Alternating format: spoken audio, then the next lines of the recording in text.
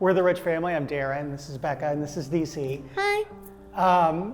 We've been coming here since. How old are you now?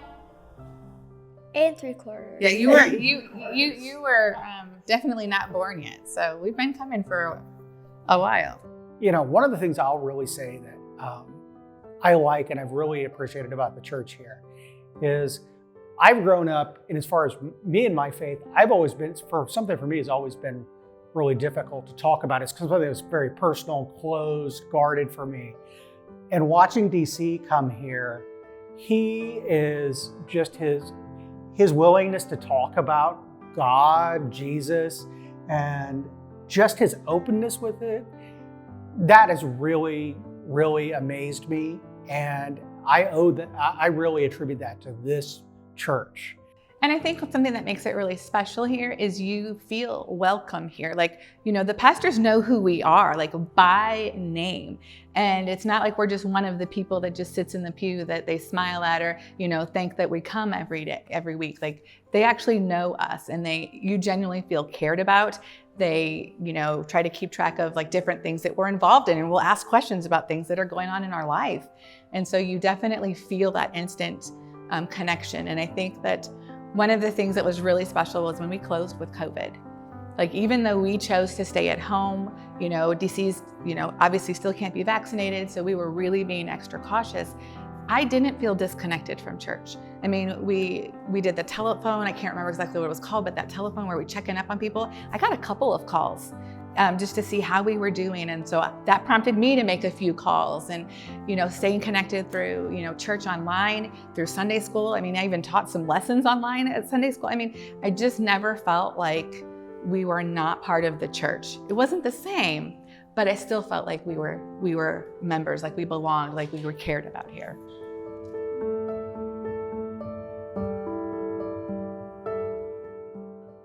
What are you going to get to do next week for the first time officially? You filled in one day for Pastor Kate, but what are you actually going to do? Acolyte. Yes, you're going to be an acolyte next week for the first time officially.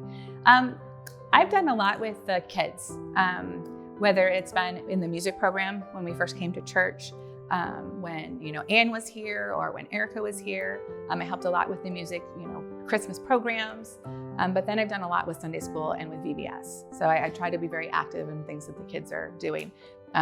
I try to attend Sunday school with the adult group, but as with anything in life, you know, you do the very best that you can. So hi, Journey class.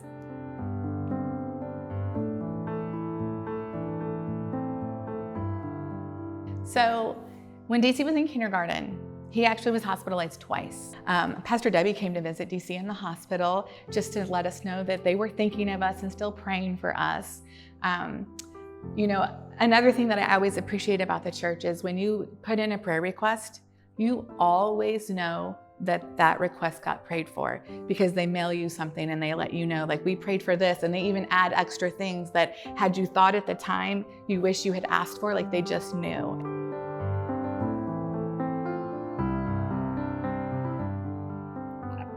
I would say inclusive. And to me, that means a lot.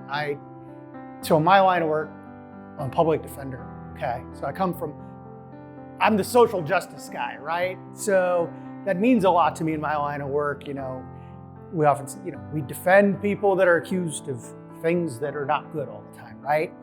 And we always say, you know, it's about everyone deserves a defense, you know? And so all people are welcome. The idea, you know, all people are welcome no matter what, all people of all lifestyles, we're all worthy. That really means a lot. And this church not just says it, but they mean it. All people from the day one since I've been here have always felt that it's the openness and welcomeness, so this inclusiveness, I really think that's the word. And I think the church, it really lives by that word.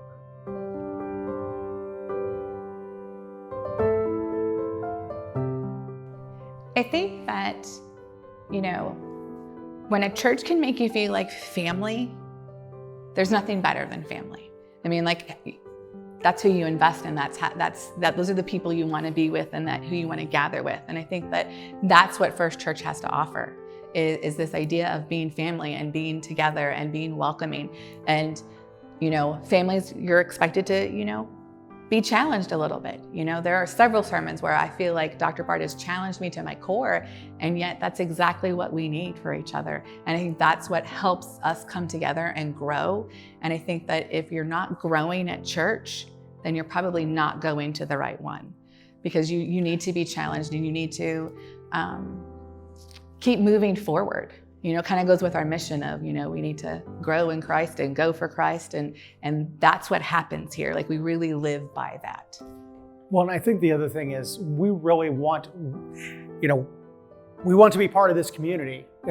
And this church seeks to be part of the community, not just as other church members, but helping out the St. Charles community itself too.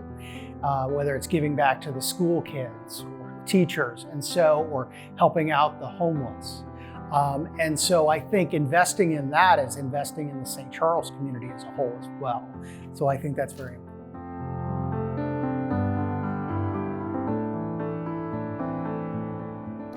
You know, I think the biggest thing is right here, that, like, our future. I mean, the youth, you know, the more families that we can get here, the more kids that we can get involved, you know, being able to fix up the multi-purpose room so that it is more functional, and that use that space to really help the kids continue to grow in their faith. But I also think too that if we don't do our part to help our church continue to grow and to pay off debt and to bring in more families, then we're not really going for Christ. And so it's really up to us to make sure that we're investing in this building, in this place, in these people. So therefore we have a place for people to come and to grow in Christ.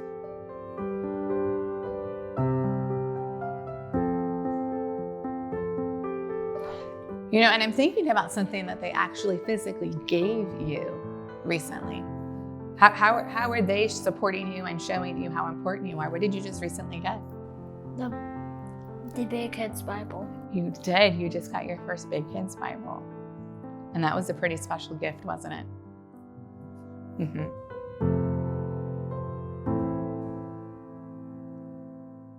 I have one thing to say. The one thing I love about our church, after all that we're doing, is getting a donut.